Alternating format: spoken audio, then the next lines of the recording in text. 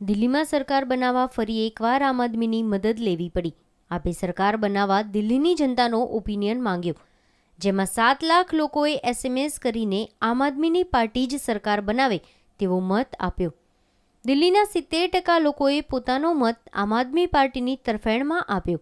દિલ્હીની જનતાનો આ મત સાંભળીને પાર્ટીના ચીફ કેજરીવાલે પણ સરકાર બનાવવા પહેલ કરી. દિલ્હીના લોકો ઈચ્છે છે કે અમે સરકાર બનાવીએ.